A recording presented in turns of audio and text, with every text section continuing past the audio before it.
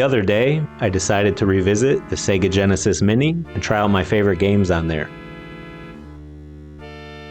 Against my best judgment, I decided to play Ghouls N Ghosts for the first time in a few decades.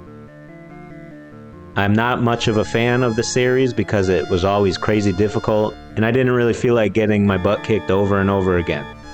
However, I have always respected these games. These always were iconic and had some of the best music and graphics around. Not to mention the home ports were always almost arcade quality. The Ghouls N Ghosts series have always been top tier, and part of me felt like I was missing out on some of the best 16-bit games ever, so I decided to give Ghouls N Ghosts one more shot. After starting the game up, several positive things stood out to me.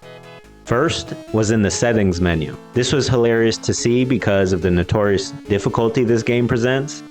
What I always thought was normal mode is actually called practice mode.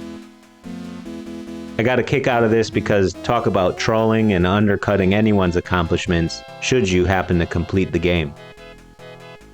During my playthrough, I noticed that you can continue as much as you like, and I forgot about that aspect.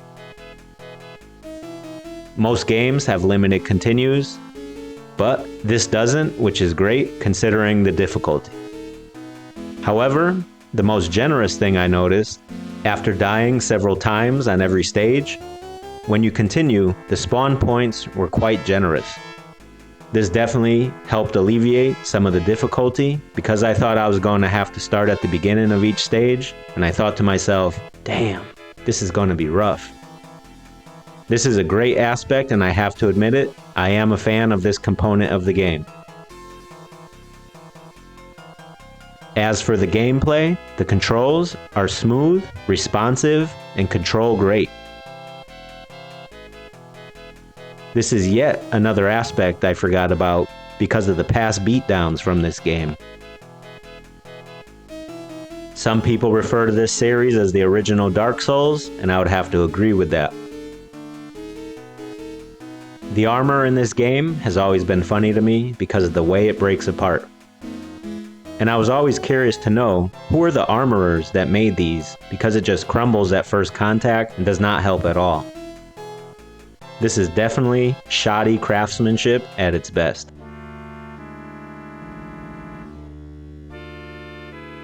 Ghouls N Ghosts was released in 1989, and this game looks incredible, and almost arcade perfect for a home console.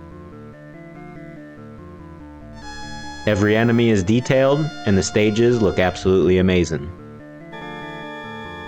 The character sprites are 2D perfection, and the bosses are large and take up lots of the screen without any slowdown, which is quite impressive. In addition, the music is iconic and perfect for a horror-themed game.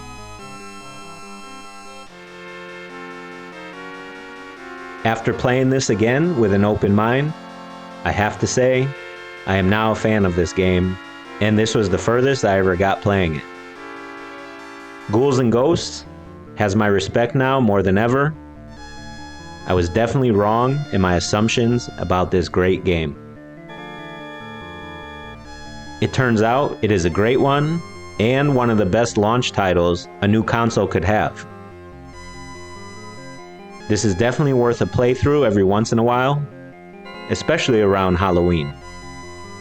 I was impressed after all these years, and encourage anyone to play it if you haven't already.